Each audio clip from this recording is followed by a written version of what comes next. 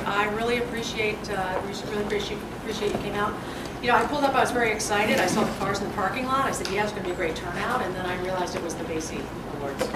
So still not as much interest as I hoped, but that's okay. I'm really glad you guys are here. I am Linda Schwabenbauer. I have two other members of council here. Kathy Organ is here, and Mark Taylor is here. Before we start into the presentation, I think it would be good if we went around and all the borough people introduce themselves so you know who the department heads are. Stanley Simmons, we know. Okay. Everyone knows Stanley Simmons. Eugenia. Eugenia Poole, Chief Financial Officer. Pamela Borgi, Municipal Clerk. Go to the back. Okay. I'm Glenn Carter, Director of Planning and Zoning. Mitch Elias, Tax Assessor. Tommy Welsh, OEM Code Enforcement. Darren McDonald, Chief of Police. Kathleen Gerber, Code Administrator.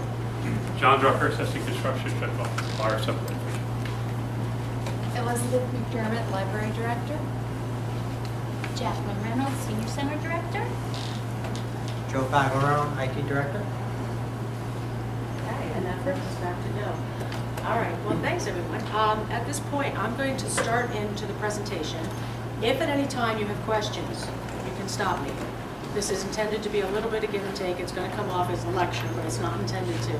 So feel free to stop me at any time. If I don't have the question, Eugenia probably will, and if she doesn't, we'll get back to you with it. All right.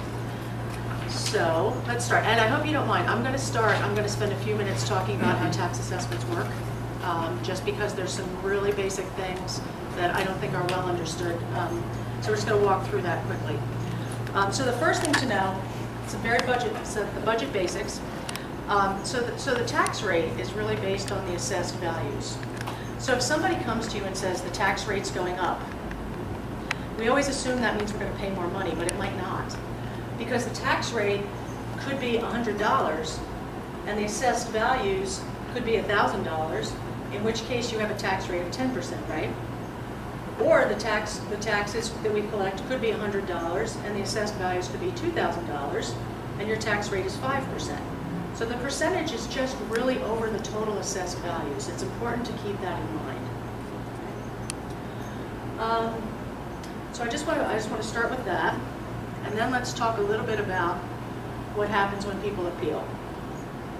So the assessment is basically a tool that we use to allocate the taxes.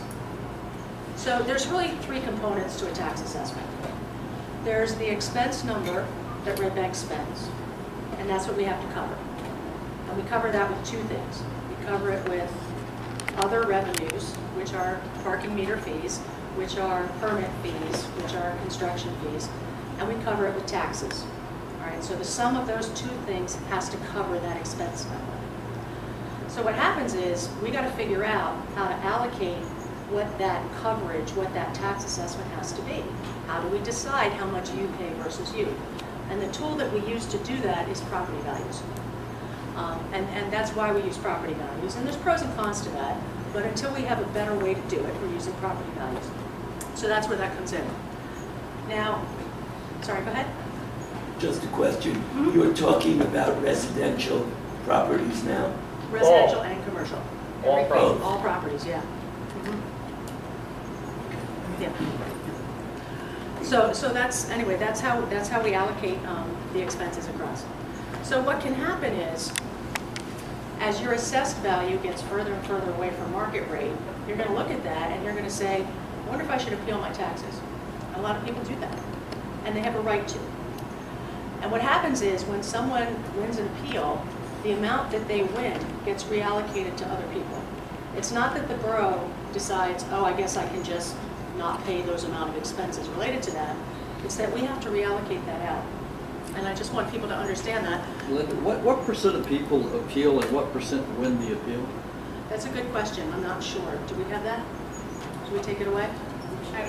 Mitch? I don't have a percentage for you, but for example, this year we had 60 appeals out of over 4,000 properties. And when you say the success rate, that is all dependent upon the quality of the evidence put forth by the person who filed the appeal.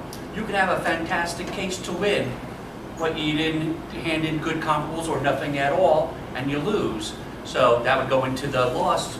So There is no Okay. win or loss percentage. It goes by the quality of the preparation you did. Well, it's also based on the quality of the assessment, isn't it? Well, the assessment is assumed to be correct By whom? by the law, and it's up to the property owner to overcome that burden of it being correct. Personally, I know it's a law, but I think it's crazy because if I knew that all my neighbors were appealing, I don't know why I wouldn't appeal, because that means I'm going to pay more taxes. that's And exactly so right. all you do is end up just constantly repeating assessments. But all it is an allocation of how much we're going to pay. Exactly. I don't trust the assessment to start with, but I'm assuming that comparably, they're the same because the same person's doing the assessment. So they've got mine off by 10%. If they got everybody else's off by 10%, I don't care because it's an allocation. I just don't understand the logic of allowing people to constantly reassess and everybody else's taxes go up. That's why I'm surprised not more people do it. Yeah, you're not wrong, and you're not wrong, and that's why I point this out. And the thing to know is that the closer our assessments are to market value, actual market value, the less likely it is that people will be successful in those appeals, right? So it keeps us on a more level basis. And the last time that we did a revaluation was 9 years ago, Mitch? 2007 was a reassessment. Right. And like 2000 was a revaluation. Got it. Okay, so it's been a pretty long time, and then we did it. I thought we just did it. Yeah. Oh, yeah, I was before going that. to say, yes, we did one for 2016. Oh, okay. Yeah, sorry. It's before that. Okay. Yes, sir. Yeah, residential properties and landlord-owned properties are both classified as Class 2. But in Red Bank, you would realize that there are a lot of landlord-owned properties that are overcrowded, and they bring in revenue in excess of $2,000, whilst the homeowners don't have any revenue of that sort. And yes, when they are assessed, the comps basically look at those two properties like they're the same. You know, so this is, in my opinion, a bubble which is about to burst sooner or later. You know, because you can't overcrowd and have it look like the properties are valued as high as they seem to be. But the only reason that they are valued that way is because someone would purchase something that wasn't worth it just because they know they could overcrowd it and make tons of money. Right. Yeah, that's one of the flaws in the methodology. You're absolutely right.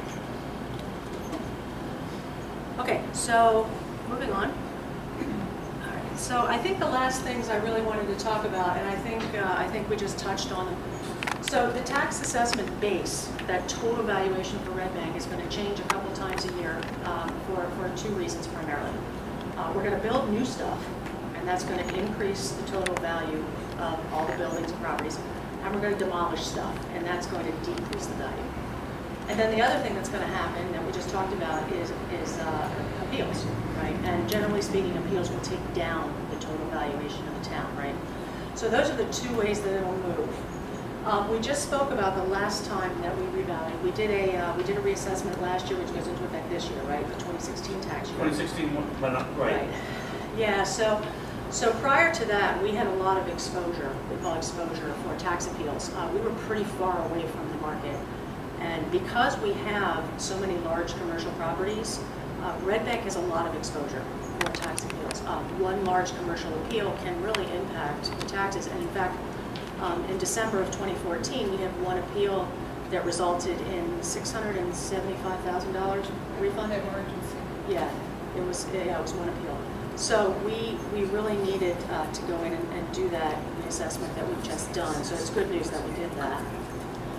And then I did mention in here the ADP program, and I just want to talk about that very briefly.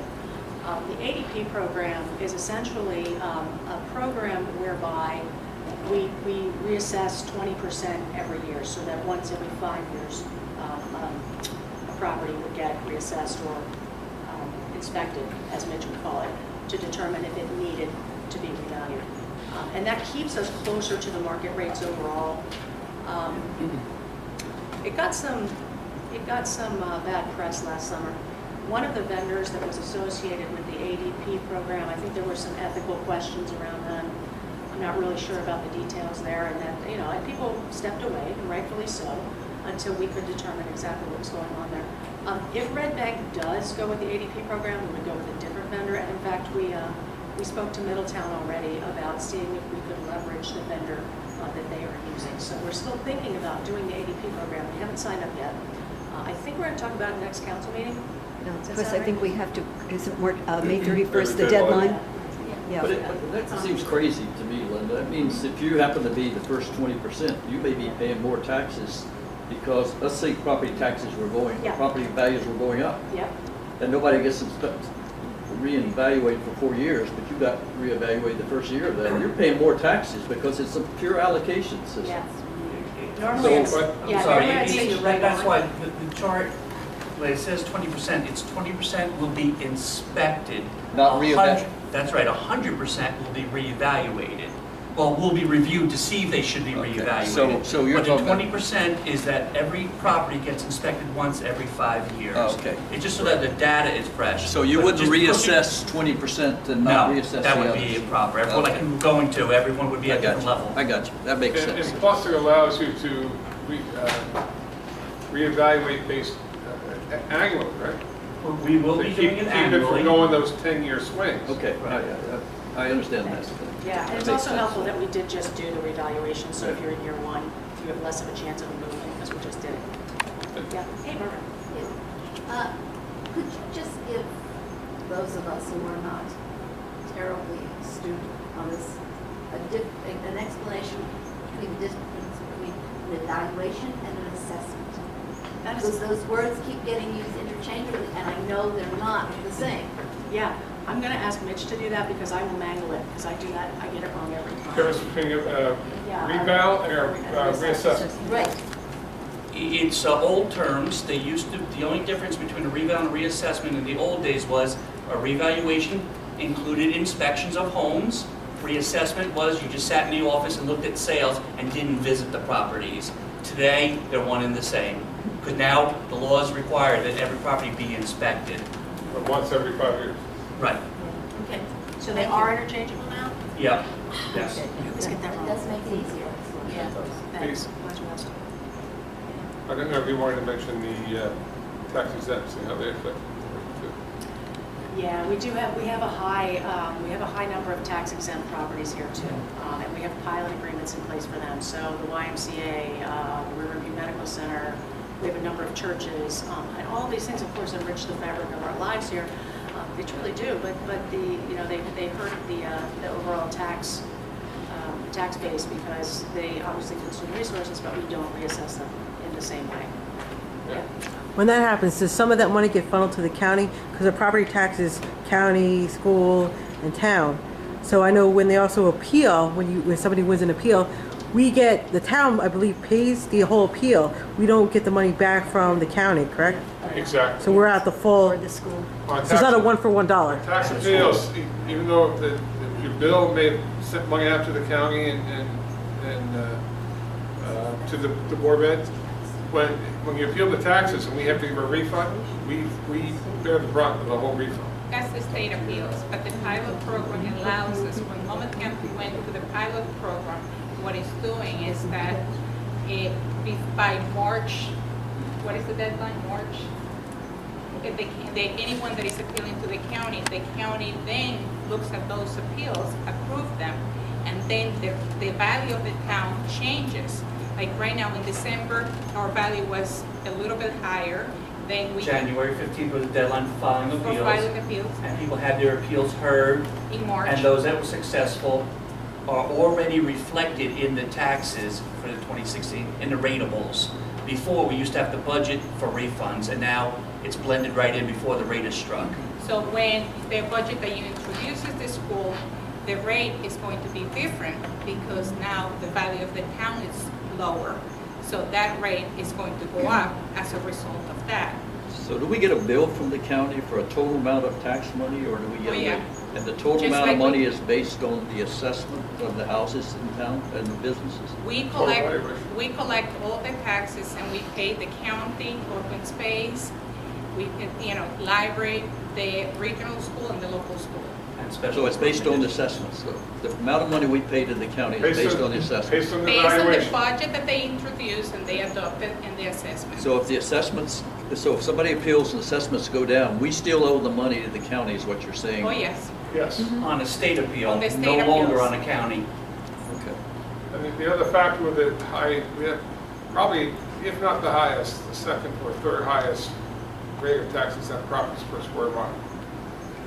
Hospital, trans, and we don't get taxes for those properties. We do have some pilots that are payment in lieu of taxes, and for the borough portion of the tax bill, but not all the properties. And that's the burden of being the hub and providing all the social thing. Like I said, transit is a big, and the schools. So that's a burden. We have to provide the services for all these properties, but they don't pay taxes. What percent of our property is non-taxable? 18%. Almost 19. 18%. It went up 17 to 18. But now there's a lawsuit with the hospital, right? With the state? Right, but we aren't going, that, our budget doesn't reflect any of that Okay. this year. Yes, sir. You mentioned tax exempt properties. Is it true that they don't pay for water? They pay for water. They pay for it. They do pay for water. Riverview, for instance. Yes, they pay for water. Yeah. They pay for all services, right? Yeah, YMCA pays for water. Schools pay for water. They pay for water. There's a list of pilot providers, I don't know how else to call it, on the user-friendly budget. Is it exhaustive? For example, the YMCA is not here. Does that mean they do not pay a pilot? That means we probably don't have a pilot with it. Right. We don't have a pilot. So this is an exhaustive list. Right, so is Yes. everything? This is all the pilots that we personally have. And why would we not have a pilot with the YMCA? Pilots are voluntary. What's pilot mean? That means they voluntarily pay some taxes. Payment in lieu of Payment in lieu of taxes. So they don't give us any. So They're the voluntary. YMCA does not give us anything. Yeah, services to the kids. And fire and police. They do provide services. They provide free use of the gym for police. They provide some services to our schools and to our rec programs. So, but they're voluntary. They don't have to pay pilots.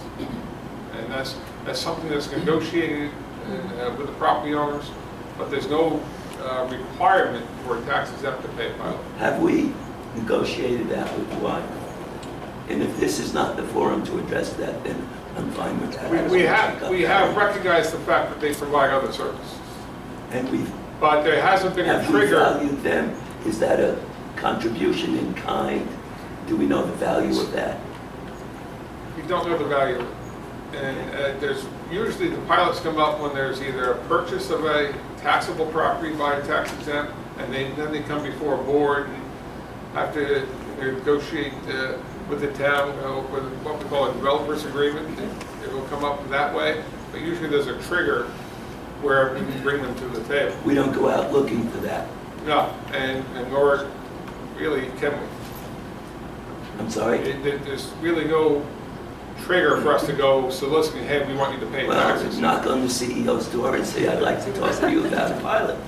Well, usually it's, we need some help from you, and then we say, well, okay, well, wait a minute, we can't help you until you help us. Well, that's one way of negotiating, not the only way. Cindy and Stanley, you're saying that it's illegal for the borough to actually go to Review Medical Center and say that we want you to start paying a little bit more in payment in lieu of taxes? I don't think it's illegal. It's not illegal. Okay, but, well, just looking at it, of the numbers that you have and what their valuation is, we need to be a little bit more aggressive, because you look at it, they're paying 8 cents on the dollar they would truly owe if they were a taxable property. And I think what the council needs to actually do, and the administration, we need to go out and say, hey, listen, if the municipal budget is 22% of our tax base, of what we're actually paying in our taxes, they should be paying that 22 cents. And then even work with the school district to start really getting them in on the game here with the pilot, because let's face it, not only are we're probably the lesser of it all. We need to start giving the school district a little money there too, and giving us some relief on their budgets, because that's what's crushing us as well. So I think that you need to be a little bit more collaborative there. 8 cents on the dollar, I think, is pretty low compared to what it should be. To me, it should be that 22 cents on the dollar, at least that, and be a little bit more aggressive in working with Trenton to start getting Riverview to pay their fair share. This lawsuit that Morristown Hospital started having to pay taxes, and now there's a lawsuit, or I don't know if it's a lawsuit, but you want to... Let me sort of address this quickly because we could spend an hour on Riverview. We have, the borough attorney last year filed appropriate paperwork to say, okay, you're taxable, you owe us taxes, for lack of a better term. By law, they now have to prove that they're not taxable. So it's starting the process that happened in So you have them in tax court right now yes. with the state. So the process has started with Riverview. That said, there are some agents, VNA for instance, provide services in the schools. Now we do pay some contractual services and that's being reviewed. But there are others that we do have pilots for. We do have separate contracts with Riverview on some of the properties, so it's not unheard of that we get pilots from them. But the other part of it is in process. Yeah. Linda, I might as well just get some of this out of the way. On the Meridian lawsuit, that was, we're specifically talking about that because that was already settled in the Superior Court of the Tax Court of New Jersey. So the other ones are up to us to go out and find, but this has already been settled. That's why I believe we issued that lawsuit, or the tax appeal suit. I have a question specific about the budget and the line item that Steve was talking about. On the Meridian, there's a tax assessment number. It's this year 93 million. Last year the assessment was 70 million. But we don't actually assess that, do we? No, just that the company that did the revaluation is required to value it. And, but we just don't collect any taxes. We do collect the payment in lieu of taxes. So the company, so it was reassessed in 2016 or was not? Because I remember asking It was later. reassessed, that's why the value, as you mentioned, went from 73 to 90. But they don't And pay at any 93, taxes. you wouldn't be able to give an opinion as if you think that's a real ballpark number. I mean, the idea that a modern hospital with that kind of land could be bought for $93 million, I think if you listed it, I could probably buy it for that. You know? It's probably worth a lot more than that. But all right, so on the budget, the line item, that 8 cents on the dollar he's talking about, that's actually not filled in on the PDF that was on the website that I saw. The actual, that number was blank. It says, what would the tax be? And that number is blank. Because it's a not-for-profit, so we don't... Yeah, but in previous years, that's always been filled out. So last year, it was $1.3 million is what it would be. This year, using the current tax rate, Meridian's actual amount that they would owe is $1.9 million. Their pilot is $166,000. The delta is $1.7 million. So that's how much money we're talking about. On the suit that was listed, that we filed, I pulled up the numbers. Stanley, this is all for another time. It's okay, go ahead. We are not appealing that $90 million number. We're only appealing one building on Mechanic Street, which is $1.5 million. And I don't know what the jive is there, but that's probably legal stuff that I don't understand. But, anything with Meridian's name on, we're appealing that's well, currently on the exempt. actual document that was filed in the state court. Then you would have only saw one filing. There would be numerous filings, one for each block and lot. Okay. I'll take it at that. That's... And it's my understanding that with Morristown, from what the attorney said, it's more complicated. That it's not just basically on the assessment of the hospital, but it's also they took into account the revenue and every single entity, LLC, and everything that it's part of the hospital complex. It is very complicated. I just noticed that number was not filled out. Last year it was. Yeah, I asked being that it's a not-for-profit when we can. Yep. Anything else before we move on? Great. And Tom, as one of the two people who actually sent us budget suggestions, you can have as much floor time as you want. Okay. So let's talk about where we're going. Why can't I get this to move? What have I done? Our IT director is here. There we go. So this is where we've been. This is sort of our budget journey, if you will. And I put this in here because our draft budget got a lot of attention this year. The draft budget always gets put out there sort of in the middle of the process. It's sort of, the bed is half made at that point. And when you look at it, it's messy, right? So this year, our draft budget got a lot of attention, and we introduced at 5.48%. We were about halfway to where we are now. We started over 10%, and we took a lot of actions to get down to where we are now. We're going to introduce a budget at a 1.98% increase, so under 2%, which is actually the lowest increase that we've seen in quite some time, except for last year when we introduced at 0. We took our reserves out last year, and we introduced at 0. We're not doing that this year. But we took a lot of actions to get to where we are, and I think it's important that people understand that. We looked very carefully at our staffing, and where we had openings, we didn't fill them. Where we had to fill a position, we strategically delayed. We looked at water revenues, and we said we're installing new meters, and we're going to start billing some water that we could never bill before because there weren't meters in place. And we calculated what that would be, and we put that in. We did look at reserves, and we left money up in reserves, and in other places we were able to take a little bit out. And I'm sure I'm forgetting a couple of things that we did, and of course the parking meters. But we took a lot of actions to get us to where we are. So the tax appeal results were finalized. We actually got down to, I think, was it 1.82?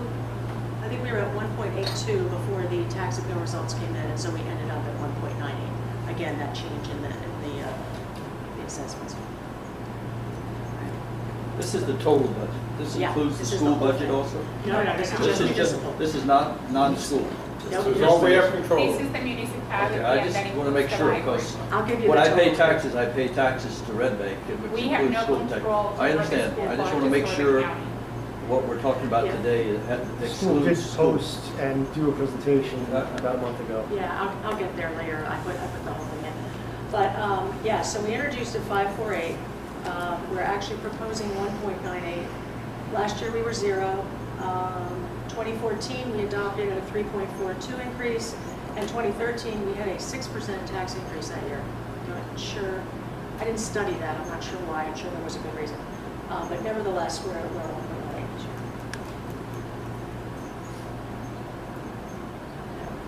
So let's talk about how we got here. So last year we had a lot of one-time revenue jumps. We sold a firehouse. We had a shared service agreement in place with Little Silver that we don't have anymore. That was a couple $100,000. And we had a lot more delinquent tax revenue last year, which is a good news and bad news story, right? You don't really want to have delinquent tax revenue. Well, this year we don't. So that hurts the comparable a little bit. The good news was that our 2015 operating results were better than planned. So what happened was by the end of last year, we had built up surplus. So when we did the budget this year, we were able to take some of that surplus and use it this year in the budget. So that helped us out. Nevertheless, before we did anything else to the budget, compared to last year, we were in the hole by about $460,000. So that's our jumping off place. And then we have this additional challenge, and I won't spend a lot of time on this, but just be aware, we're supposed to be getting state aid. We do get state aid, I take that back. Just like the schools in Red Bank, we get a certain amount of state aid. And just like the schools in Red Bank, we do not get state aid to the state's formula, and so we are quote unquote missing a piece of state aid. So the total since 2009 is about 10 million. Last year it was about 1.7 million. So it's roughly in that ballpark again this year. So just something to know. And the gap gets wider over time. So as time goes, this gap gets bigger. We just keep getting the same amount. Then what are we doing about that? Are we appealing it? I don't think so. Yeah. Well, school's going to, Senator Beckwith, trying to get more money. There's nothing you can do. We could. We did. I haven't, no. I mean, $10 million is a lot of money. Okay. I guess we could vote out the. We have tried through our legislators. Okay.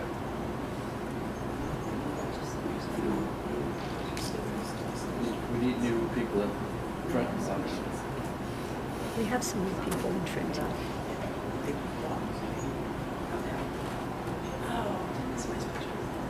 We do get a number of grants. So far we have the U.S. Older American grants this year for $29,000, and we haven't quantified fully the rest of them, but we have a lot of grants that come in, and a lot of these are recurring grants. So Click It or Ticket is a good one, cops and shops, body armor, pedestrian safety, alcohol, a lot of these relate to the police.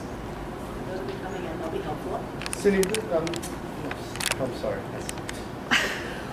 Tom, Linda, I just gave whoa. up all my credibility there. Out. In previous, in the budget as it stands right now, none of these amounts for these applications are actually in there. We don't have grant numbers for. These aren't baked in other We can't words? take them in until we actually Okay. get the money. Because we don't have any more community policing, any special grants for community outreach for police or community policing, but yet I've seen police officers in the schools all the time. I've seen police officers at the Boys and Girls Clubs. Are we paying overtime, or are these guys doing this on their own and going on their own time? Yeah, we actually do really well with overtime. Aaron, Darren, I can answer sorry. it if you want. Those are regularly scheduled officers that squeeze that time into their day. So they're here anyway. And the school visits multiple times a day are done by officers on duty normally. The Boys and Girls Club, the same thing, the library, lunch break. These are guys kind of security doing it- checks at different businesses on a rotating basis, but it's with the officers who are on duty on regular. I thought they were going above and beyond and doing it on their own. No, we haven't had a cops grant for extra officers in 25 years probably, for safe neighborhoods. That was in the early 90s. Most of these grants are operational, and you do get grants that are specific for projects such as capital improvements, and they aren't included here because they're earmarked for like roads or water plant or things like that. These are grants that can be used for operations. But you don't have to spend money, in most of these grants, there's nothing in, say, drunk driving enforcement that we're not already doing, it's just extra money we get in, or do we have to spend money for that? In most of them, we do not. We don't have to spend any extra money? Okay. We don't spend money. The drunk, like for example, the drunk driving grant you mentioned, if we arrest a drunk driver, we get a surcharge back from the state for that arrest. That we then use that surcharge for overtime So patrol. this is found money, we don't have to Additional spend money. drunk driving. That's good. And they don't do that overtime for drunk driving stops unless they have a grant to pay for that overtime. Okay. They're self-generating grants really because the arrest that you make tonight pays for the shift next week and it continues further. I'm glad we're getting a lot of money for older Americans. I feel your pain. I don't know why we're not spending it to our houses. 29,000 isn't that much. The grants on the previous slide on the good and bad news. I'd like to know, during the McKenna era, we ranked like 26 out of 52 towns in terms of highest tax rate. What are we like currently in terms of? Do you guys know? No. Yeah. We're the I'll find 13th out. lowest in the county. Are we? Yeah, I did research last year. Yeah, but doesn't- That's what it was last year. But that again goes back to what the But- assessments are. Assessments are Exactly. higher than they were when McKenna first came in, probably, right? Right, but I mean. Percentage-wise, I would guess. Last year when I was doing some research on that, because there was a lot of talk about how high our taxes were, I did a tax rate assessment, and I went online and I looked at houses with the same square footage and little square. It's all out there. You can just sit for hours and make yourself absolutely crazy. But we are the 13th lowest in Monmouth County. And There are 53 municipalities. out of 53 municipalities. I was just going to say, are there 14? Out of 53. And the ones that are lower than us are Rumson, Spring Lake, Where the property values are higher. where the property values are all the towns, Deal, Allenhurst, all of those small towns that have extremely high, and some of them have no schools, some of them have no, you know, Their they tax have exempt 2 properties police are like officers. 3%, 4%. Right. Well, that's why you have to. But one of those houses is the equivalent to one of a block worth of houses in Red Bank. So, well, some would be Well, facetious, of course. In that case, then it means that making Red Bank denser is a detriment to us, if that's the case. Because if they have larger properties with low density, and that reduces their taxation, then we should not be making Red Bank denser then. This has, they're just, That has- does the No, no, bonus. their houses are 4 times more, their valuation's 4 times higher than the same house, the same space, and so they pay a lot more taxes. No, I don't think. But they occupy a whole block. Yeah, but I don't No, think no, that no. follows. What you're saying doesn't follow. They don't- Plus, and they provide less services, Yeah. because they need less services. They don't have the railroad station, they don't have the hospital, they don't have all the businesses of the schools. Well, they're not all year-round residents also. Right, the reason I bring that up, I mean, I'll give you one example. The development at the bottom of Bank Street was one of the tax appeals. Okay, the assessment was $721,000. They were able to reduce it to $333. Okay, so they were successful in that. So we're allowing that density in there, but we're not getting that evaluation that we thought we should be getting. Instead of 721, they got away with 333. So where's the rationale to that? Well, compared to what was there before. Yeah, it was an empty lot before. So you were paying, it was probably evaluated at $50,000 because there was nothing there. It was much higher than $50,000. Okay, so it's 100,000. It wasn't 300,000. But the whole 400. per unit. 400,000 with no building there?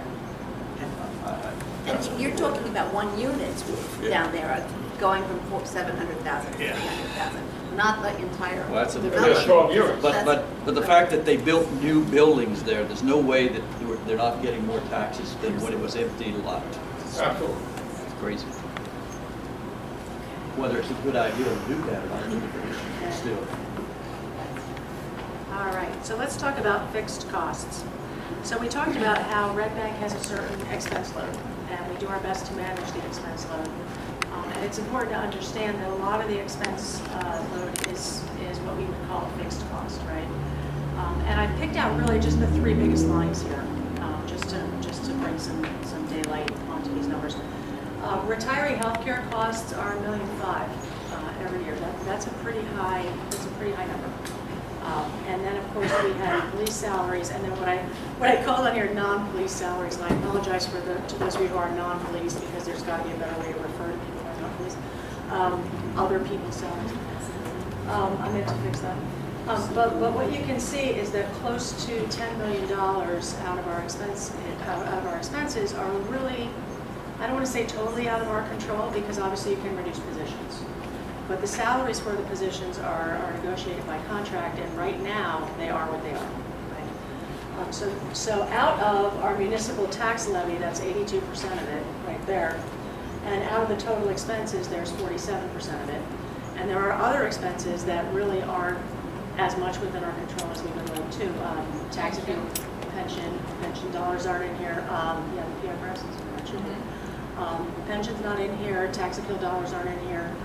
So there's really a high percentage of expenses that we kind of have to pay. So when we go to take down expense, that's really low. To draw an equivalency between tax appeal and pensions, I think is not quite a good equivalency. Yeah. Contractual and issues and tax appeals are kind of market related No, you're right, because if we kept closer to market, we wouldn't have it, so Right. that is more within our control, you're right. I think we have more control over tax appeals than we do over things That's like contracts. pensions. Maybe I'm stupid. You're showing, and don't say anything, John, you know I am. So 12 million municipal tax levy, but 21 million in total expenses. Yep. Where's the rest of the money coming from? Don't we pay all our expenses by taxes? Well, there's parking meters, No, there's revenue. We generate revenue. $9 million in revenue? Court revenue, ticket revenue, we do get some state aid, we have surplus, we have construction code revenue. I'm surprised it's that high. It's a lot.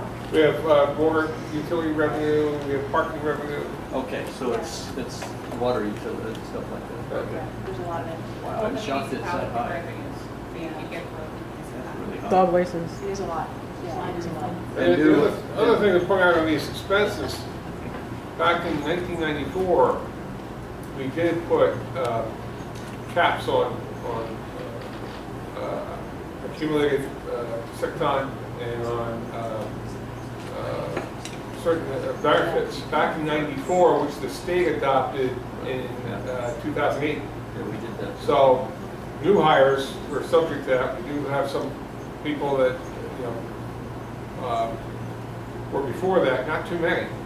And we are negotiating the contracts. The blue collar clerical contract is up at the end of this year. We'll be starting negotiating in the summer. And the police contract will be up next year. We'll be negotiating that next year. And the retiree health costs, that's under a contract? Yeah. How often do we look at that? Okay, so my understanding is the retiree, these are subject to the contract that the employee worked for when the person was hurt. So what's out there is what's out there, and then when we negotiate new contracts is when we negotiate the retiree health benefits for those. Did I state that Yes. correctly? Yeah. And plus, with Chapter 78, 2008, or 2011, I think about Yes. the employees are contributing to the contract. There was a certain phasing over 4 years, but they're contributing to the health benefits and increased contributions to pension that weren't there before. And some of the employees are contributing up to 35%, that's the top. And then altogether it's over $500,000 that we're bringing in from the It's a lot. And it's up like what, 130 over last year? Yes. That's what's going on. Okay. Oh, that's a nice segue. So speaking of salary and benefits, so our police contract is a 4-year contract and we're in year 3. And our other than police contract, our CWA contract, is a 3-year contract and we are in year 3 of that. So we will start negotiating that in the June timeframe or thereabouts. It's coming up. With respect to insurance premiums, we went out and checked the market in 2013 and we were able to make some positive changes there. Eugene and I have been talking about it, and we're going to go back out next month and see what we can find too.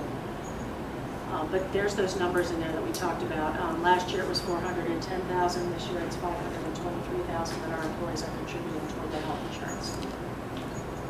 And Greg, just add that we, back in when Bruce Loversick was here some years ago, joined with 22 other towns to form a joint insurance fund. So our general liability plus our health insurance were part of Central Jersey Health Insurance Fund and the Monmouth Municipal Joint Insurance Fund for our general liability and workman's comp and all that. So we pool the resources. There's no profit part of our insurance. We got competitive pricing. They go out and bid for the services, and then we often compare how are we doing the joint insurance fund versus how would we compare by going out separately and either self-insuring, which is really out of the question, or privatizing a private vendor. And what we do get from the joint insurance fund or the Central Jersey Health Fund is dividends. If there's savings over the course, I think they hit a 2-year reserve, and at the end they'll they'll distribute whatever savings there were among the members, proportionate to their activity of claims. So I think our last dividends were what this year? It was like 123, and for the health benefits, and I believe that they should be, the dividends, they should be making a decision on how much in dividends. 123,000 we got back for health benefits from last year? Yeah. From 2 years ago. Yeah, we don't put that in the budget, that's surplus, and we don't count in the budget. That we counted in the budget. You did count in the budget this year? Usually counted in the budget, we subtract it if we get it on time. If we get it on time. Like the GIF, we already knew how much the dividends was going to be for the general liability insurance. It was 98,000, so that 98,000, it was already taken into account as a credit when we subtracted the total expense, that 98,000 from the total budget. Why don't we go to Meridian Health and negotiate health care with them instead of them paying taxes? We actually do have an agreement with them for, when we sold the garage to them, it's a lease purchase. And it's a good opportunity to just quickly explain. The garage was built in 1982 under a UDAG grant, Urban Development, and can't think of it. It's a grant from the federal government, purposely to help support the Riverview in their expansion with the Blaisdell Way. Riverview, part of that agreement was we built it and leased it to them, and they paid 125% of the debt service. So they were paying 25% more than it cost in the grant. We put it out to bid some time ago when we were thinking about our own parking initiative, and put it out to bid to sell it. Nobody bid, including Riverview. They had 3 more years in their lease. But luckily, not luckily, but it seems within a year or two, they came to us and wanted to expand their emergency room and do some alterations, and they wanted us to give up Union Street that used to run directly in front of the building.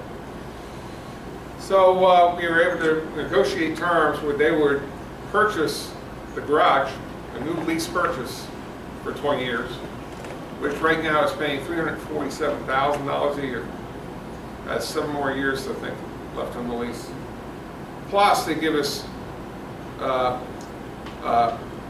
pre-employment and employment health services, pre-employment physicals, fitness for duty exams, inoculations, things of that nature, up to $18,000 a year to start, and that value goes up each year with the CPI.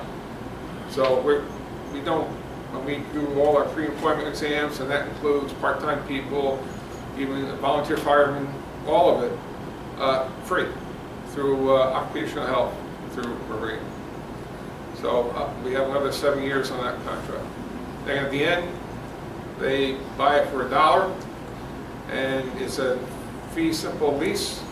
And right now they're going through a $5 million repair for the garage, which is they're bearing the cost as part of the lease agreement. So we still own that garage?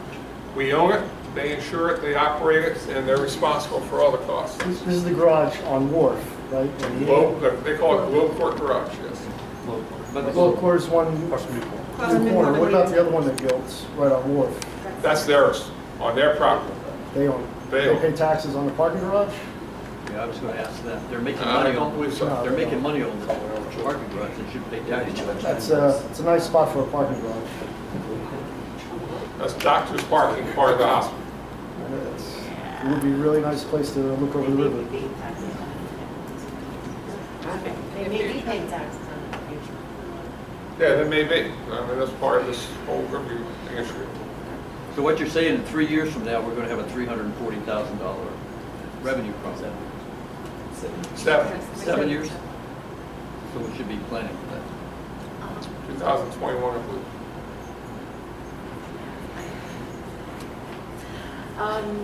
Other expense lines, so clearly we have a lot of different expense lines besides those 3 big ones. So taking it from the top, we talked about salaries already. And you can see police salaries are up in aggregate 1.7%, which is not outrageous, it's right in line with the contracts. Other than police salaries are actually down about $111,000. That's because we outsourced the sanitation.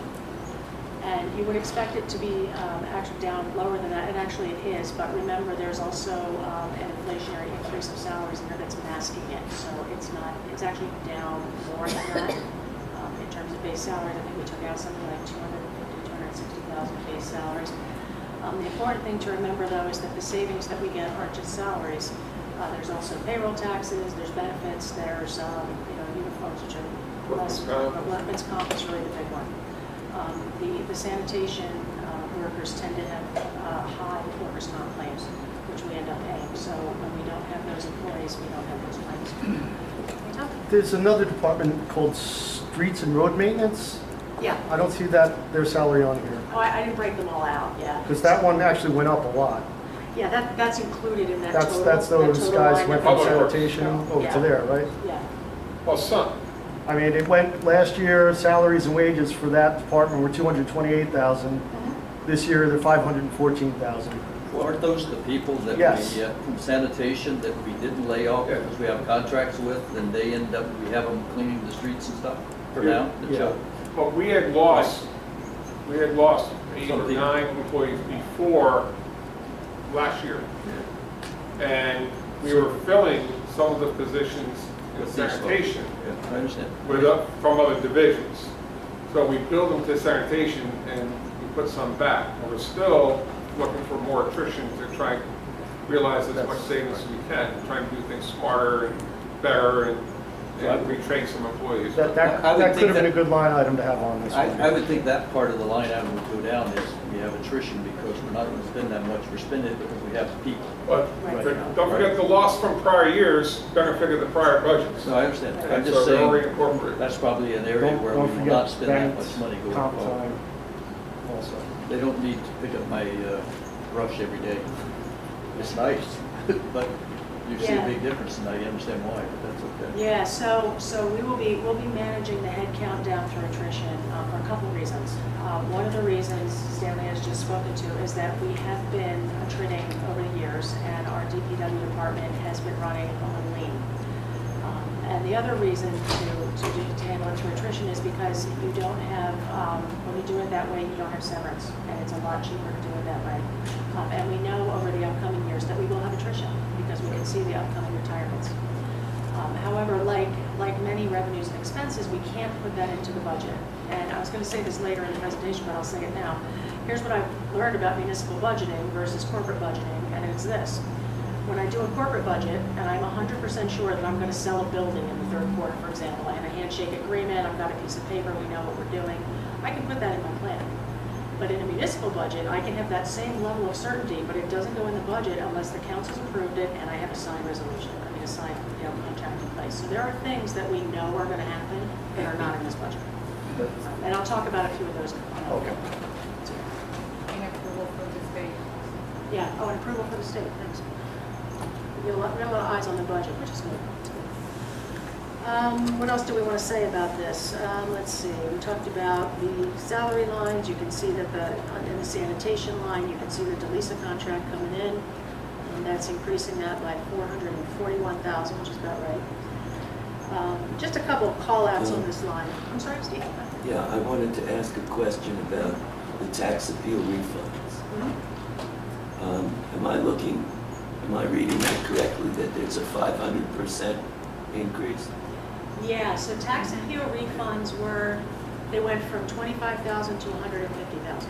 Yeah, why? Yeah, I'm not sure. Do you Is remember? that because we got reassessed and people saw their reassessment? The tax appeals, there are some state appeals. The state appeals, they can take anywhere between, a year to 4 years to finally go through and settle the court.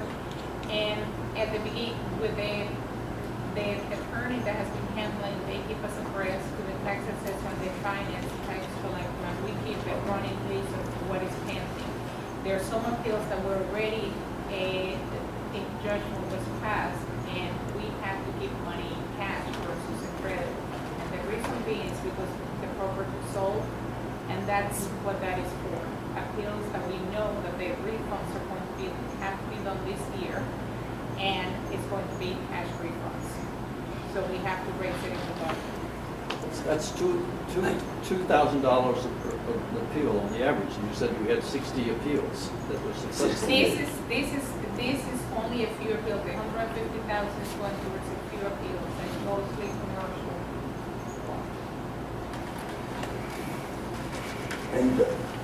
And those appeals can be based on a change in revenue to the owner of the property. Is that those commercial appeals? If I have an office building and I only rent 50% of the offices because I'm a lousy businessman, I get the rest of the folks in town to pay for my lousy business. No. In fact, when we value a property and we use the income approach, which you referred to, yes, we only use whatever the vacancy factor is for that type of building throughout the town. So if you are a poor manager, you do not get that benefit on the calculation. We would say, even if you were 50% vacant, if everyone else is 5%, I'd only give you 5% credit on the vacancy allowance. And that's done on a town by town, but you're only... Well, for every appeal, we treat them as if whatever the market is, 5% not vacancy. the county, just the town. You just the I comps handle the appeals for just the just for town. the town. Right. So if I have a building that's been sitting empty for 3 or 4 years, like some of the buildings, and I don't rent it out, and my assessment goes way down? No, it does not. That's what I just explained. Okay. We give you whatever the vacancy factor is townwide for that type of building. So they don't have an advantage in not No, they don't. renting? Is it legal to use the income approach for rentals? I mean, On a single-family home, that's not acceptable, no. even though some of these are raking in $3,000 in rentals? It's not a generally accepted appraisal practice to use the income approach for a single-family home. But could it be? I mean, is it generally not? If someone chooses to use that for their own potential purchase of it, that's their business, but in this line of work, it's not acceptable. And the residential versus commercial differences, is that statutory or is that an What industry difference is that? that you would assess the vacancy rate within? There's no within the vacancy town? rate applied to residential I am, properties. and I'm asking about, there is none. Is that a statutory difference between commercial and residential? Is that an assessment industry standard? Well, on the Where does that come from? There's 3 approaches to valuation, and on commercial property, there are 3 of them. The cost approach, the sales comparison approach, where you look at other sales, and the income approach. Is that a industry standard? That's an industry standard to use those That's a 3 professional approaches. assessment standard. Right, those 3 approaches. And on Okay. residential, you pretty much always use a sales comparison approach. What did And the single that home sell likewise for? is a professional standard Yes. approach. Mhm. Yes, Why couldn't you- Nationwide. pretty much, yes. Okay. Why couldn't you look at somebody's Schedule E and see what percentage of the property is available? Say, this person is renting out on their Schedule E, they're reporting 75% of their, If it wasn't for overcrowding, the income that would come from a regular residential house would never reach market value. yeah, but my kids go to school here, I know there's overcrowding. I mean, Yeah, but it's, I'm sorry, we're no, going down the but wrong it's not road. legal overcrowding, so you aren't gonna get somebody Right, come so in and say, it's- oh, I'm getting, $800 a room Right, for my 4-bedroom house. They aren't gonna do it, so you aren't gonna get those proofs. and they're not going to. So the house's value of what it's approved for. I'm sorry, I should. Right? And we do keep a log of overcrowding. We do the inspections. We have to have probable cause. We can't just go knock on the door because somebody who looks different lives there. And, we do pretty good. Compared to other towns, we've been handling it for quite a while. But we do find them, and when we find them, we address them. And you can come to court and hear. Just one more question, if I may. When you compare Red Bank with other similar municipalities, I don't, but well, let me ask my question. sure. How would you think about our record with respect to appeals and such, residential, commercial? And of course, it would have to be a municipality that's similar. How do we stand Right. in terms of Well, what our- hurts us is commercial appeals because they're large. The refunds for a residential house is somewhat, I use the word affordable in the refund level. And commercials, we know, Right. we have buildings in town that worth $35 million. I believe that very large appeal that we had that was $675,000, that was sitting on the books because we were waiting for a court decision on a similar building in South Jersey. And then they told us, well, 1 floor of that building had to be made exempt. So it had nothing to do with the quality of my valuation. A court decision somewhere else said that any Presbyterian home style like that had to have 1 floor exempt. And that's why the large, you can't anticipate that. We can't budget for that. I can't negotiate that away. The court said 1 floor is to be exempt. So, good, back to your question, is that commercials, that we have a lot of large commercial base. Well, how do we compare with other municipalities that have a similar commercial base? I would think if they have a similar, I'm guessing, I don't know, I don't make that comparison. Does anybody in but your industry know? I don't know In your who. profession? The tax board would be able to tell you how many appeals are received in each town. But the comps are based on comps in the town, not. Now, he just wants to know how other towns are doing. I want to know how we look. in terms of other similar municipalities?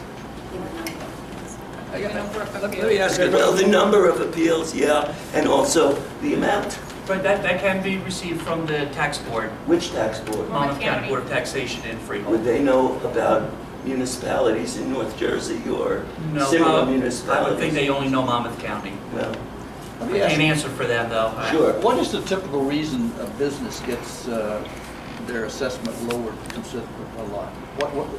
In our case, it's because the market dropped. But when we do the assessment, don't we know what the market's dropped? And so when we do the reassessment, we don't know that? Well, that's why we're hoping that we stop the bleeding of appeals by doing this reevaluation. Because Because it was 5 years? Well, Because we the now lost are here close is, to a lot market of these value. appeals go back 3-4 years. That's why I'm saying it's So- a long Years in time. one case. Right, so, no, we have quite a few cases to go back. So, and a lot of these are Brovo appeals. They have a tax attorney, and every year they'll file an appeal. It's just, And it's may doing I it. add, prior to the ADP, this new program, even if I, as the assessor, knows that someone's assessment was wrong, I did not have the power to change their assessment. That would be improper. This new ADP program allows the assessor, in fact, tells me I have to change everyone's assessment every year if the market shows it should be changed. It's a good place In where the law past, should change. I could not It's change it, even ridiculous. if I knew it was So the wrong. law did change. So they had It filed. should change where you just don't get. Could not change it in the It's past. crazy. I did not have that power. It's just killing it. It kills And that everybody power else. comes statutorily. Now with the ADP law. If we sign up for that. That is, if we stay If in we the sign up. ADP. If we get out of the ADP, then he will not have Right, the then the power. values are what they are, and the only way they change is through the appeal process Well, and a revaluation. And with all due respect, Mhm. if you can't change it, why do we need an assessor? I change it for maintenance, like decks, finished basements, things like that. And as well as defend it if it's right in court. Not every assessment is wrong. Oh, Right. So, okay. Don't take that no personally. problem, I It does say added, that's what, I think she was referring to at the beginning, they added and omitted from the construction. That goes to the tax assessor, all the construction know, permits, I know, and we- then they do the inspection. We built a bathroom, I know. Okay, so you know, because your assessment went out. I know. Nice job. Yeah, we're a little short this month, Steve. Look at yours. You have to let them in the house, you know. I did let him. Okay. All right, so let's talk about some shared services. Okay, so we do shared services. We always talk about, why don't we do more shared services? So we thought we'd put in here the ones that we already do, just so that people are aware that we do them. We get services from Monmouth County for salt brine, as we have now. They maintain our fire department vehicles. They take care of the traffic light at Rowan Monmouth. They're our 9/11 emergency call center. Tinton Falls washes our trucks. And Eatontown gives us help with our leaves and our brush. We provide animal control services to Fairhaven and 2 different splits of Shrewsbury. We plow the schools' parking lots and provide their salt and their brine as well. We provide Little Silver with fire inspection services. And Shrewsbury has started using our municipal court facilities.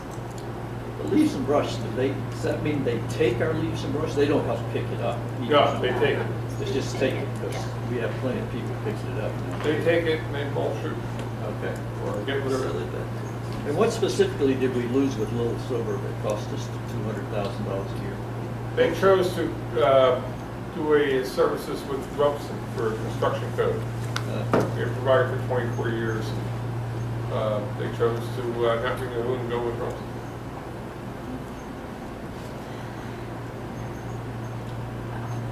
So on this slide we just listed, here's some of the things that the borough does. And I think most of us know what the borough does, but sometimes it's nice to just see them all in one place. Police, cleanup, building inspections, court services, code, snow removal, animal control, senior center, garbage collection, through Delisa now, sanitary sewer collection, street lighting, a number of other things.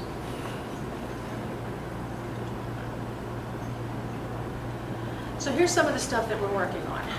Okay, and as I had said earlier, this, even though we will carry through on these things, they won't make it into the 2016 budget. And the reason is, before we can put anything in the 2016 budget, we have to have signed agreements in place and the council has to vote it in. So we'll keep working on them, and we'll do them. And what will happen is we'll build up surplus in 2016 that can benefit 2017 just the way 2015 benefited us now. And then, of course, when we get to 2017 budget time, these things will be in place and we will count them, so to speak. I think I forgot to mention earlier, one of the actions that we took was we sold some of the borough vehicles that we don't need anymore. And so because we sold them, we were allowed to count them in the budget. But we've got 14 more items that are out for bid right now, vehicles and other equipment. And so once those are sold, those will benefit us. Cliff went through and did an inventory of all the stuff that we really don't need, and it's out for sale. We are talking to other towns about shared services agreements. Monmouth County, we're talking to them about the dispatch. Tinton Falls, we just started talking with them about a couple of things that's a little bit TBD right now, but we'll keep talking. And Middletown, Mitch went with us to go talk to Middletown about tax assessor services to see what we can do up there, especially if we go into the ADP program and maybe able to leverage scale with the vendor that they've got and get us reduced pricing. Some other stuff that we're working on, we've asked our fire chiefs to put their heads together and talk about consolidating the firehouse, and it looks likely that they'll do that before the end of the year, in which case we will be able to sell a firehouse and move forward with that. And again, we're evaluating the need to backfill those positions that we know will be vacated through attrition this year. We're also taking a look at some other opportunities. We put out there was a lot of talk publicly about the budget this year, and so we thought we would capture some of people's ideas by putting out a special mailbox so that people could send us their ideas. And we actually get a couple emails. And so the ones that we're prioritizing, each of those emails that we got had lists of ideas. We're prioritizing these 3 right now. So cross-departmental third-party vendor review, which will be interesting. So that's essentially having one department, I can see people frowning on there. We're going to have one department sort of review another department's vendors and their overall budget and be critical. You know, take a look and say, why are you using these vendors? When is the last time you went out to bid? How can we get expenses down? Sometimes a fresh set of eyes is what you need.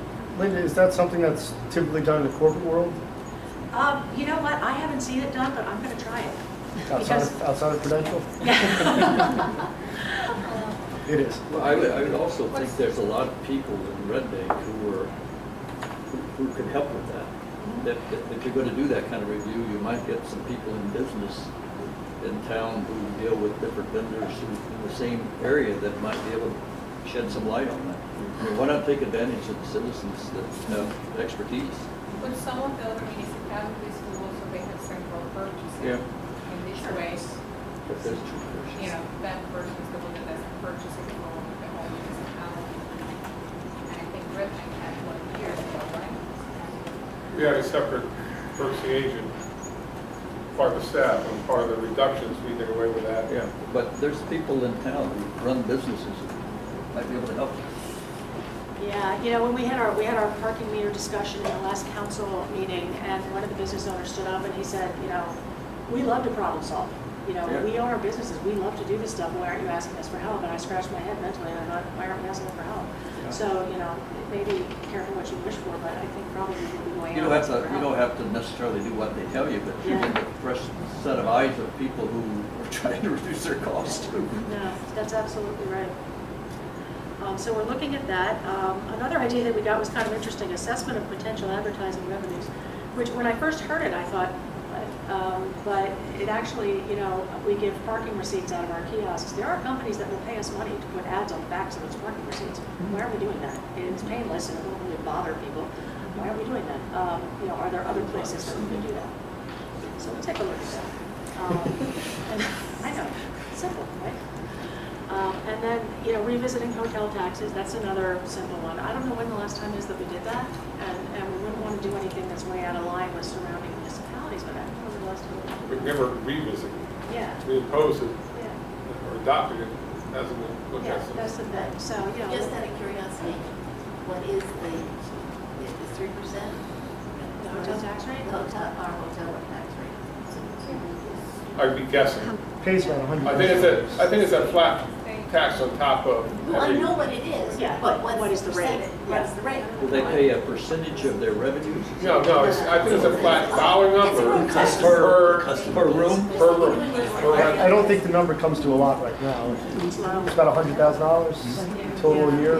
It was 50, estimated at 50, I think it's more like 60, 70 now. Yeah, it's another one of those fine lines. If you make it too high, people don't come. Yeah, that's not the Fine spot line. to be looking, right? I know. I like the vendors and better. It's like the argument about parking meters, which we're not gonna bring up. Thank you for not bringing it up. I don't have parking on my list. You're a troublemaker, Bruce. I'm gonna start renting my garage. That's a good So idea. I mentioned those. Tax a commercial. Commercial parking. So I You have to mentioned, split half the revenue. Okay. so we had a lot of ideas that we'll be looking at, but those are just the top three I just pulled out there. Okay. So let's talk about your total tax bill, and this gets to where we started with you. So the municipal taxes that we talked about, this is just a piece of the tax bill, and you had asked if we get bills and pay them out. So last year we levied 43.1 million, and we collected 42.4 million. And you might remember from an earlier slide that our total tax levy hovers around 12 million. So there's a lot of taxes that we collect on behalf of other entities and send them out. So the difference between our levy and the collection, tax appeals, so we paid 16 million to local schools, 9 million to regional high schools, 5.5 to the county, and $500,000 to Riverside. All right, and that's a lot of numbers, so let me show you a picture. That's what it looks like. So the yellow is your schools. That's Red Bank and that's regional all together, and that's clearly the biggest chunk of the taxes. That little tiny dark sliver there is the Monmouth County open space tax. And I was intrigued by that, so I looked them up to see what they do. And they're basically preserving open space, as you can imagine, in Monmouth County. Right now they have about 16,000 acres of open space, and they have a goal of 20,000 acres. So the funds that they collect go toward acquiring more open space, or which sounds counterintuitive, development of open space to parks and things. So you don't have to think of development, but it's really just turning the open space into And that's a county tax? Yep. Yep. Is that what's being used for over at Chris's Deli? I don't know. I would think so. I think so. So that's the Monmouth County Conservancy or something like that. So they're going to build a new park right there. It's going to be managed by the park, a separate line. It's not going to be charged to Middletown. They're going to manage everything. Sort of like we could do with our parks.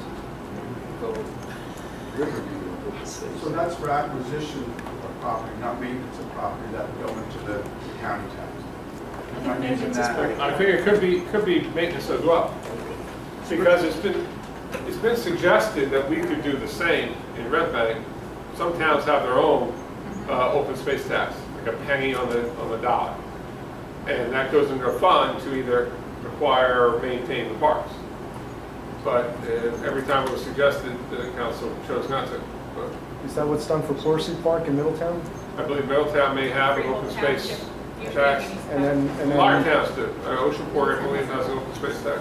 And the Conservancy manages Horsey Park, and so it's taken out of the hands of the local Conservancy government. does some, and then county does others in Middletown, and then the parks does some others. So for example, in Horsey Park, a Conservancy dedicated to the park, if we had one here in Marine Park, would be the ones who would decide things like what we do and how we develop in the best interest of a parkland, and not so much in the local government's interest.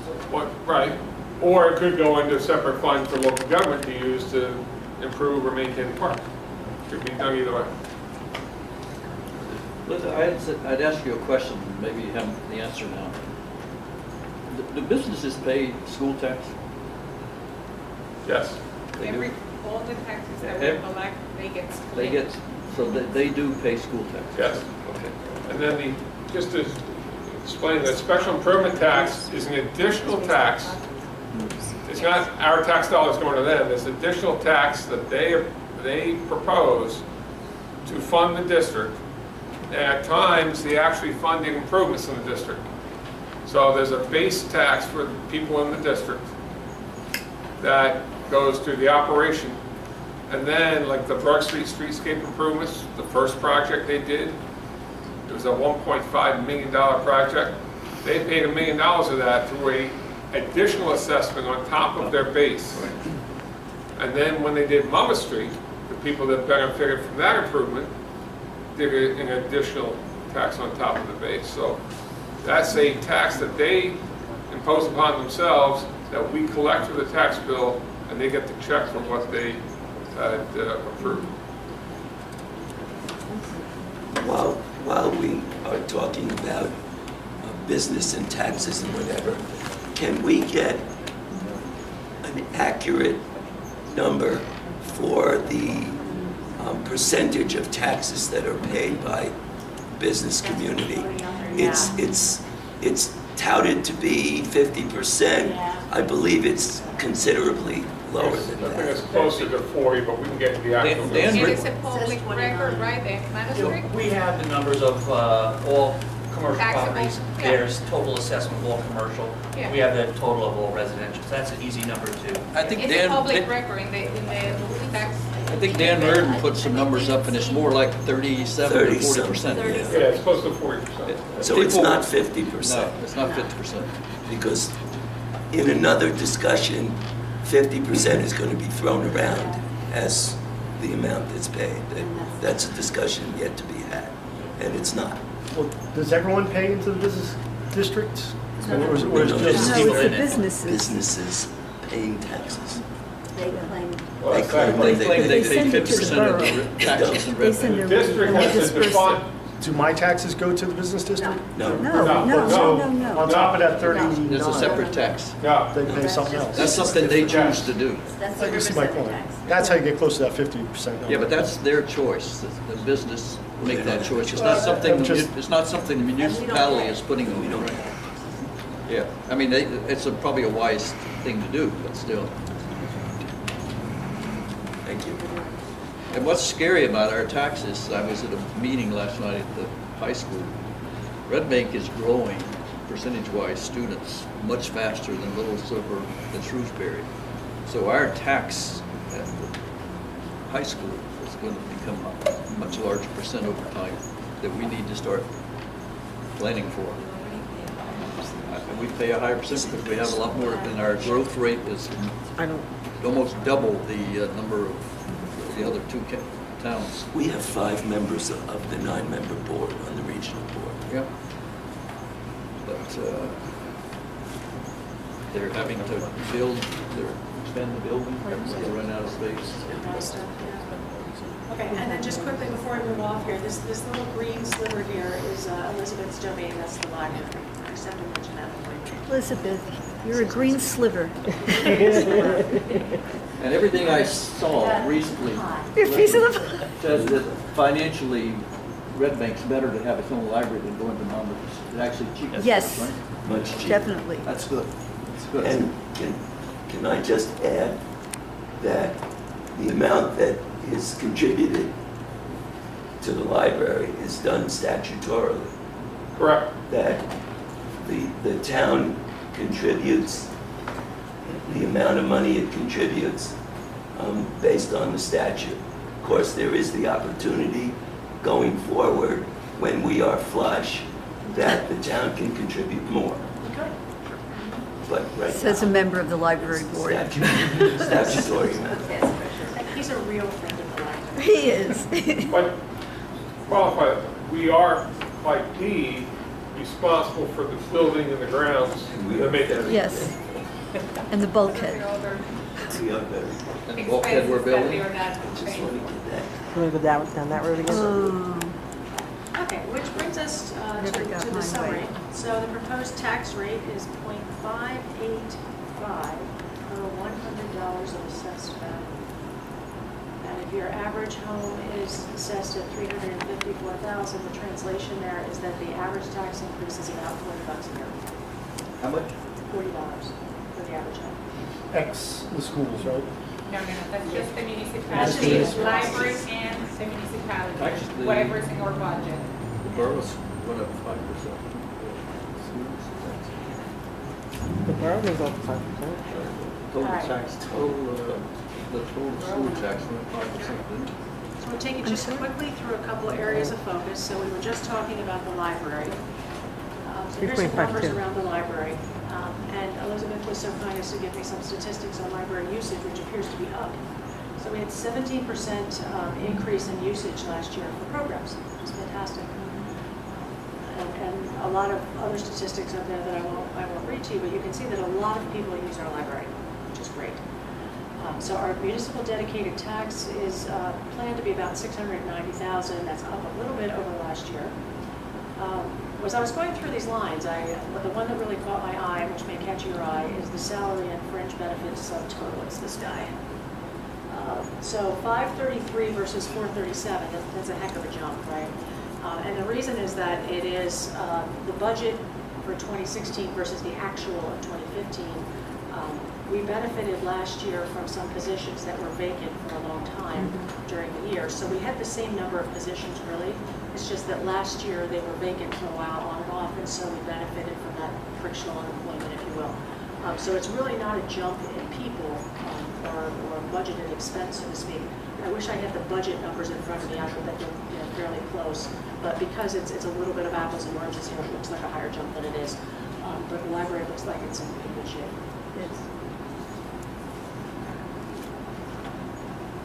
Next up is water and sewer. We have a total budget of about $7 million there. It's a 2% increase over last year. The key things to know about the water and sewer utility is that it's self-liquidating. So in other words, no pun intended, self-liquidating. I just heard that. So basically it pays for itself over time. And it does generate profit, which goes out and helps the general fund. Yes. Wait, quickly on that. Earlier in your presentation, you made a comment that you thought that there were properties in town that we knew needed a water meter but currently don't have a water meter. Right. When we put in their new water meter, will we be charging them for what they owe us going back? And how did it get to the point where there are knowingly properties that are not metered in town? Is that like if I went around my meter, I'd be in trouble? We have approximately 130, 140 properties They were, where we when can't we get first in started, like almost 200. to check the meters. So what we've been doing is estimating.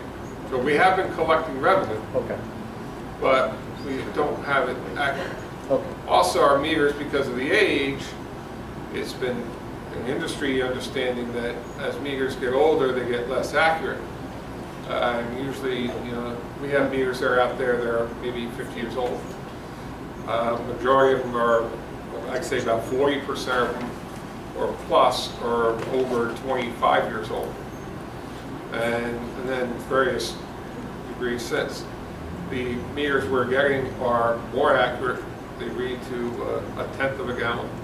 They will be in gallons instead of cubic feet, which will make it easy for everybody. They're more accurate. They also will alert when there's a stop flow, if it's beyond the average, or if it's excess flow beyond the average. We'll get a flag, it'll come up on somebody's screen, and we'll send somebody out saying there's a problem. Where now, if somebody, let's say, has a running toilet, you won't notice till you get your bill, which we bill in quarters. You probably won't know about that leaky toilet till 4 or 5 months down the road, and your bill is going up. This we'll know in real time when there's a problem. So that's an advantage to the customer. The more accurate reading is an advantage to us because we bill based on what we flow. To our bigger customers, some of the older meters. And Yeah, well, some of them, I mean, I guess they're only responsible to pay what we bill them, but we never said, you know what, Some of them have doing it. our estimate's no good. They have been attempts for Dougie to go in the house and month after month he's not allowed in. Or just turn the water So we just estimated. believe it. If we can't get in, we will turn the water. Well, if And they that's pay. that's going to be part of the process, but there'll be notices, there'll be advance notice. It's going to be a 3 notice thing. We need to get in, please call for the appointment. If you don't respond, here's the yellow and here's the red. If you don't do it by this date, we're going to shut it down.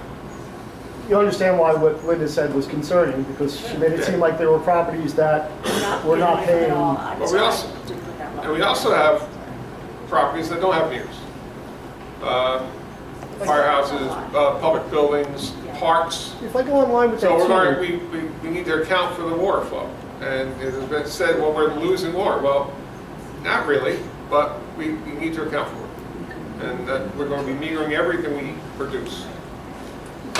So if I go online with the tool to pay my water bill and I click on a property, say Irwin's Marina, and I don't see any bill for them down there, what does that tell me? They don't have a meter, or like I clicked, now? Yeah, I clicked around, I couldn't find any. That thing's not 100% accurate, that online thing, right? They have a meter. Okay. I just didn't As a see matter it. of fact, they just requested about 2-3 months ago to put another meter. Because Okay. the meter that they have is right on the bulk of by the bulkhead, and it gets It's flooded. flooded. Flooded.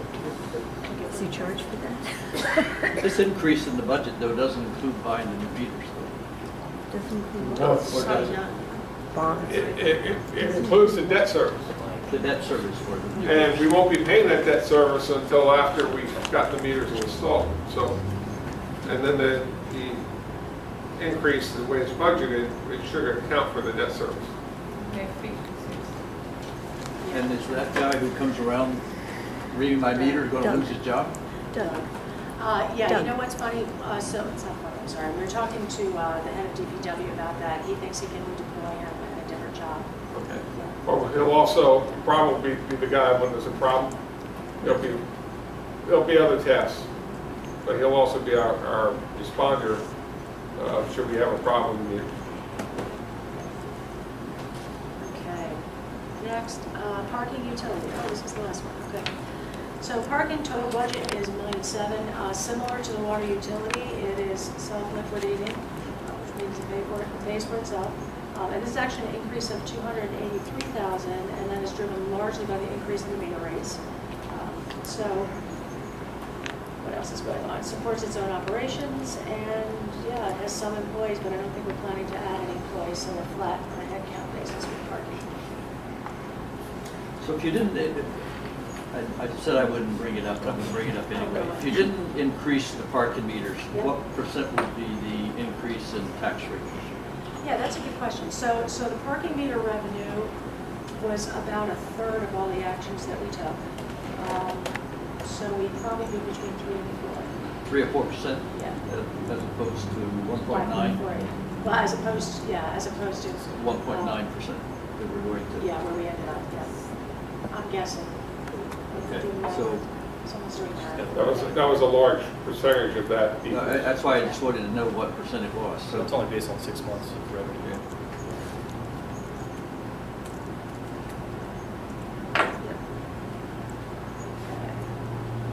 Lastly, here is how you go to get more information. There's our website. I'm going to post this presentation, and it has speaking notes under it, so that for anyone who wasn't here, they should be able to read along. If you were here, you can go refresh yourself on anything that I had said. Forgot a point or two, but that's pretty much it. Are there other questions or follow-ups, things we should talk about? Tom? Real quick, Parks and Rec, the other expenses, we've reduced Parks and Rec expenses from $86,000 to $80,000, and I know we have more stuff going on than ever. How are we doing more with less in Parks and Rec? Isn't that great? Are we- Charlie, do you want to speak to that? I think we're setting up a rec trust, which works kind of like your personal checking account. So a lot of the expenses that we've been spending will come out of that. So it works, for a program, pay money in, pay money out, that's how that works. And have you had to go out to the business community? Have you gotten help from them? Yeah, on a kind of separate note, we've gotten sponsorships for spring sports and the summer concert series. So there's a little bit of. Yeah. Charlie's modest, he's been getting the businesses hard. And your check would be welcome. What's that?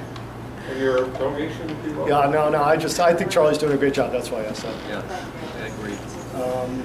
I did, on what you're putting up on the website, when we were in this meeting last year, I asked your predecessor can we get the budget in a much better, more friendly format? And I wrote an email, and you were on it, everyone was on it back and forth. The new IT director was gonna take a look at the OpenGov. Yep. Did we actually evaluate anything and decide not to do it, or did we just not do anything? We evaluated it and decided not to do it. And the reason we decided not to do it is because neighboring municipalities just did it and they're still working out the bugs. It's been a nightmare. Plus, there's a fee. Yeah. There's a fee close to $10,000 that, we will have to put every year Yes. to pay this company. And the state came up with a user-friendly budget that last year was the first time. And I know you I looked at found it. I found it friendly. Did you? Okay. I don't. I think it's a non-searchable PDF. I can't pull numbers out of it.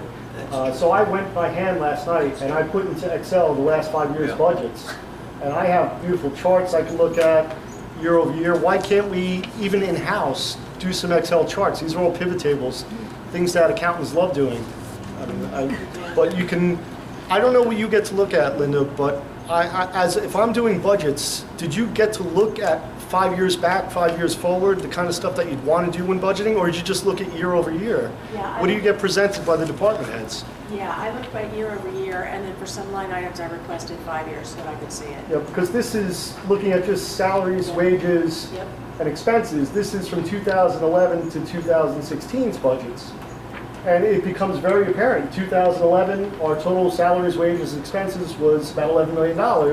And looking out over 5 years, we see where we are this year, closer to 13.5 or So so higher. why don't you just put it on social media for all of us? I did, actually.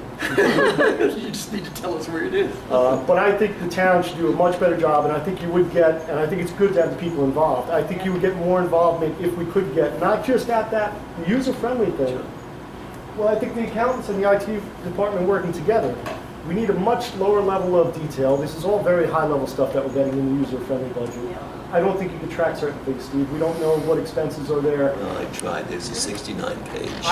And I have that here. I mean, that's, yeah, and to compare one year to another, you can't do it. And I've gotten some great help from you, but Are you looking at the state user-friendly budget or the state budget? I have both. Oh, okay. I have the user-friendly one, and I pulled all the numbers. The only categories we have by department are salary and other expenses. And that's really all you get when you look at a department head. That's not useful to me and the public. That's not useful to you. We should be able to see a lower level of detail, and we should be able to scroll back and forth. What are the trend lines coming in forward? Just because we want to be better informed as a public, it helps you. It really does. Again, another push to try to do better with getting this information out. I do appreciate that you did look at it and that there was a cost associated. I just would have, somebody could have told me that. We took a look or something like that. And Tom, I'll also say, when we were looking to open GOV, That was one I suggested. I didn't evaluate the marketplace. Absolutely, yep. And they're the big influence on the market. I mean, I'm sorry to judge, but if you have had a chance to look at a town that does the OpenGov budget, you will, to be frank, I mean, when you post it up on our website here, it's just a long list of PDFs, and it's just night and day what you get for your money. And I'll tell you, some of the research that we've done is South Orange is using it, but they're looking to, and I was talking with one of the councilmen up there, they're looking to possibly do away with it, only because of their experience that they have. They have so much experience, they probably do. And that's been part of our research, because we don't want to, we want to make this easy, we want to make it simple, but we don't want to invest in something that all of a sudden is going to break and be a bad investment. So, Montclair Township is another one that's going through with it, and in comparisons to towns and what our general ledger is, we use that, so that, and they use that as well. So we want to make sure that the data we're putting out is clean data, good data, so it's not misrepresented to you. Yeah, it should have version control. I should know when something's been changed. I should be able to see something. I don't really know looking at the PDFs that are out there on the website. Is this up to date? I don't know if it's up to date. Stuff like that. So, Linda, I think we could do a much better job getting this information out to the public. That was my point on that. Yes, sir. I'm sorry. I thought you were done, Tom. No, I should take a break. I only have one more. The young lady says that we rank 14 lowest. 13. In terms of 13 lowest. Recently, the charter school intended to expand. And I'm speaking as William Kuku, not Red Bank NAACP, but the public schools sought help from the NAACP, and through our research, it was discovered that Red Bank is the most segregated school system in all of New Jersey. Okay, so we have an issue of this overcrowding, and if you look at the municipal budget, the greatest chunk of it goes down to the schools. Overcrowded residences leads to overcrowded schools. Are we looking at the impact and how to address that issue? Well, let me just correct you, Mr. Boku. The study was done with a Rutgers professor, and she said that the Red Bank is the most segregated because of the differential characteristics of the charter school versus the public school. In other words, it seemed that one had a lot more minorities than the other. So that was the context. It wasn't that Red Bank was the most segregated, except with the two schools. I said the school system. The impact of maintaining two school systems, right, that now has the reputation of the most segregated system in New Jersey. Do we really want to maintain that? And we don't, but we don't have control of either of those budgets. We don't have control of the charter school budget, we don't have control of the school budget. We're not talking about the budgets, we're talking about the dynamics of what brings that about. Have we examined that? Have we examined how we got to that system? I have not, no, as a school board member. Yes. I'm talking about not as a school board member, but as myself, legally I can't. I brought this up a couple times at the school board, and I think I even brought it up to the council a few years ago, is I would like to work together. It's a simple PDF, VLOOKUP. When I rented my house, I had to fill out a CO, and I had to say a child was there. So if there's overcrowding, why can't we match up the kids that are attending school versus the COs for people that are renting? And that's simple, it's private, because technically we can't go knocking on everyone's door. There's a Privacy Act. I know the school board does have a committee that is trying to review the residency situation, but I think if the town and the school board could work together, it's not invading privacy. It's a document I had to do when I rented my house, and any parent who signs up children has to list the address. It's a simple, here's Main Street 1 has one kid on the CO, but they have 5 kids going to school. How is that not match up? And that maybe you could take some due diligence. I can honestly say, and I've initiated, I did offer the assistance of our code enforcement department to the schools. We even gave them sample forms of what to look for when they're verifying residency. I know we verify, but we're not matching to your database. I know we verify, and I've seen the verification. I'm matching the actual databases. Like the school board doesn't see your database of COs, and you don't see our database. But why can't we work together? Well, we're willing to do that. I honestly didn't know about that. I honestly never heard of that. Let me ask a simple question. How does the town know whether there's overcrowding in a house or not? Because it's clear to me there's got to be, because if you look at the rate of growth of kids in the school versus the houses, there has to be. Oh, absolutely. There's no way there's not. And again, it's going to become a problem at the high school. I'm pretty intimately involved with this. Okay. There are people that have been seen coming with a van from out of town, or walking across Union Springs Road, or coming in from Middletown, and stopping at a bus stop, a house near a bus stop, going in the house, and those kids coming out when the bus comes. So it's not that they're residing here. There are a lot of people using Red Bank addresses. Some are using relatives or friends and saying they live there when they don't. And it's not overcrowding, it's transition. People coming to our schools because we have all-day kindergarten, or we have this, or we have that, or siblings go there, or what have you, or they can't get into the other schools for whatever reason, that they're coming here. So that's one issue. Overcrowding, very aggressive one. But how They do keep you- a lot. How do you find out if somebody's overcrowded in a house? Complaint, observations, police reports, first aid reports, fire department reports, change of owner COs. Landlords market themselves on poster boards or on telephone poles. We have bilingual inspectors that see postings. There's a lot of ways. Water usage, Yeah. water usage. There you go. Water usage would be one other factor that you could That's consider. something we can look at now that we have accurate meters. But here's one issue that Use the data. Mr. Elias during the appeal, we heard that where there's a building that's being assessed as a 2-bedroom, and yet the CO says 3 bedrooms.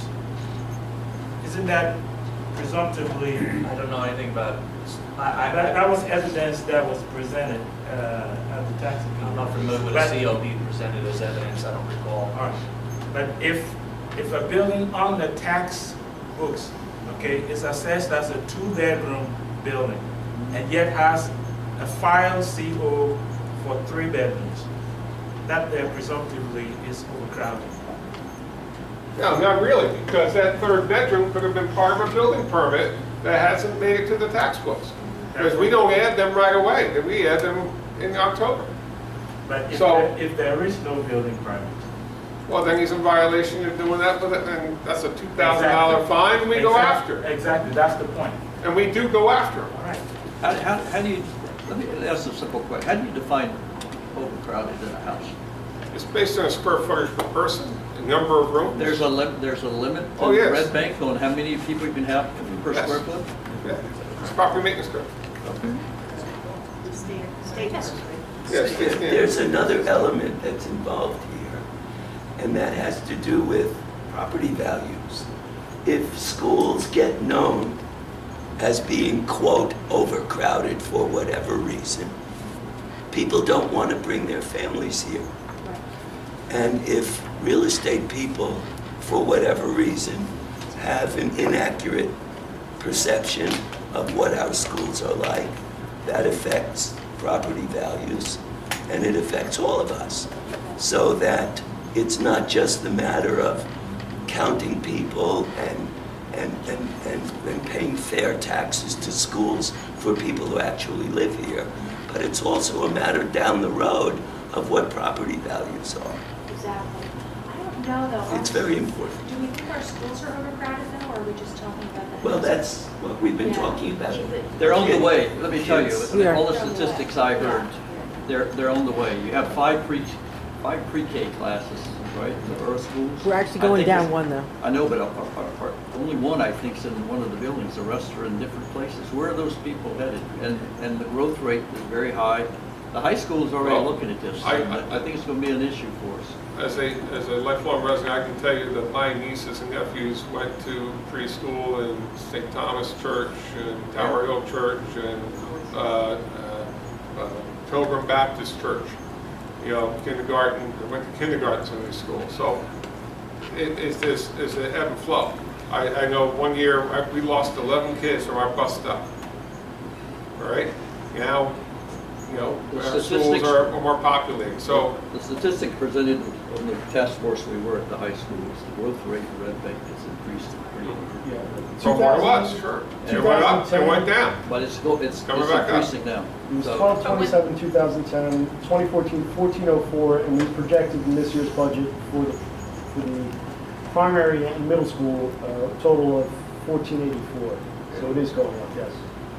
So it's going to be an issue at some point, Red Yeah, Bank. Do we just have to when the kids budget for it? register, let's say if 10 kids use the same address, do they match that when they register at the school? Well, there is If a- there's 10, 15 kids using exactly I the know same right now address? there is something going on where parents are having to provide proof of citizenship right now. That's. They are, but that's going the, through. one of the problems is Red because of the residents, not NAACP, we're not allowed to ask for driver's license. We Yeah, can only but- ask for leases, and leases is something I can fill out a lease, say I'm living in Linda's house, and she can say okay, but I really might not. I just use it as a tool. I mean, there's a lot of ways to get around it, but we're also legally can only do so much. ACLU, And NAACP, the NCPA had a lawsuit a couple years ago, and we cannot ask for a driver's license in the packet for putting a child in school. That's not one of the documentations. It's a lease. Not everybody has a driver's license. But there's four Well, things, that's there's it. four But there's different four things they things. can ask But for. like a lease is something you can easily forge. It's not necessary. Right, exactly. Right. Your hands are tied to a degree. It really comes in the. Well, it's something that. This issue, I think, to your point, is a critical financial issue, but it's much bigger than this budget presentation. No, I agree. I'm not trying to say that Right. I should be telling, I'm just saying it's coming, and the high school's already planning for it. And the town is gonna have to figure out what's going on here too, because it's gonna cost us over Yeah, we time. need a longer range plan. I mean, I I'm don't not think saying it's a anybody bad debates thing, I that. mean, it's Yeah. just you better start planning for it. prepared. The high school's already talking about expanding the building, Yeah. because they see the continued increase in students. Tom? But almost done here. Unused comp, I didn't see a slide for that.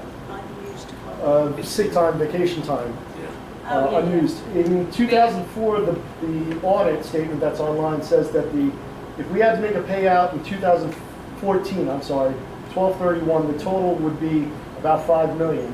In the user-friendly budget for 2015, that says it's about $2.5 million, and in 2016, it says it's about $1.9 million. Why? I mean, it's good it's going down, but what was more accurate, these budgets we're presenting or the audit statement from 2014? Because I didn't see online an audit statement for 2015 to compare it to. The audit is not complete yet. It's Okay. in the process. Will that number, I'm not familiar with that in the audit. We have to look at the page. it's down that in you're the looking. comments, it says to be But concerned. the user-friendly budget, now the state changed, that accumulated, it used to be in the regular budget. This year, they took it out of the regular state budget and they put it in the user-friendly budget.